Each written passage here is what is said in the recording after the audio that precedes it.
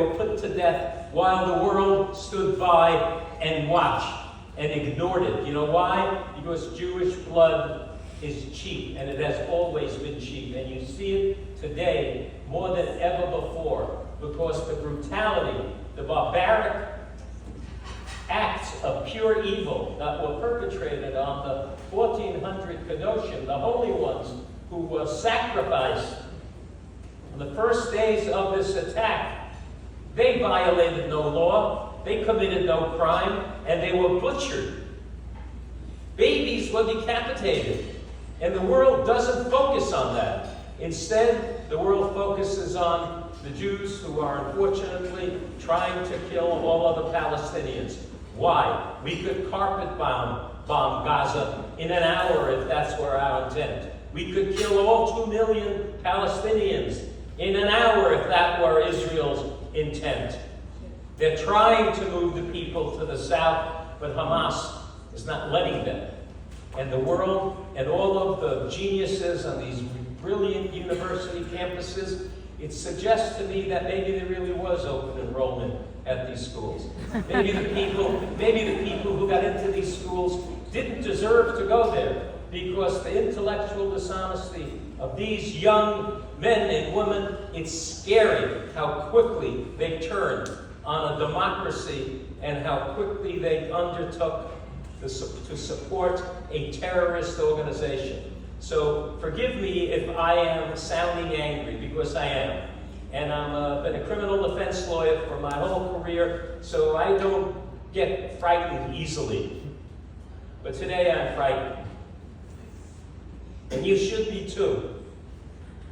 Not because Israel is going to lose, but because we are losing this battle today and yesterday and the day before. And until Hamas attacked us, we were not out there killing people.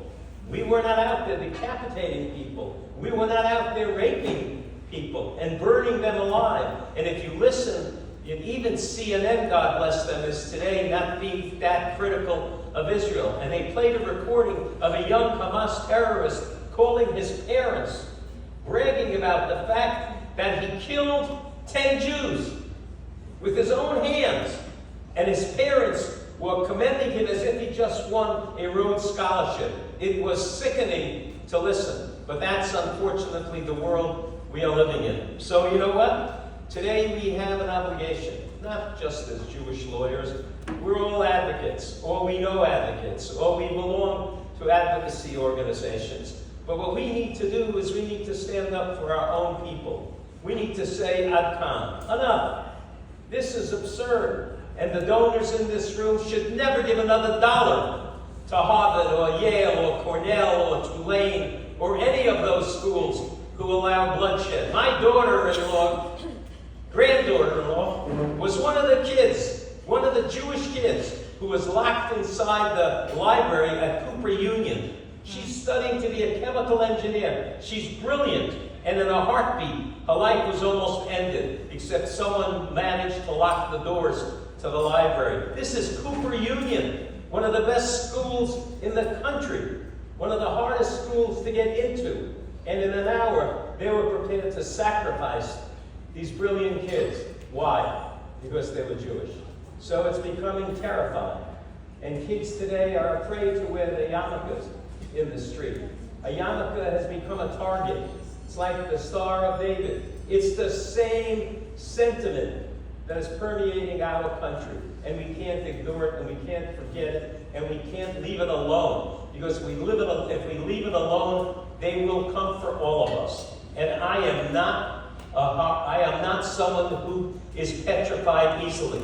And I am not someone who likes to exaggerate. I deal in facts and I deal in arguments. That's what I dealt with in my whole career. So the facts are that they are bad people. They are evil people. And the argument is we need to support Eretz Yisrael with our money, with our grandchildren who are part of Chayal. We have everyone in this room knows a soldier. I bet you if I asked you to raise your hands, everyone here would know someone who is in uniform today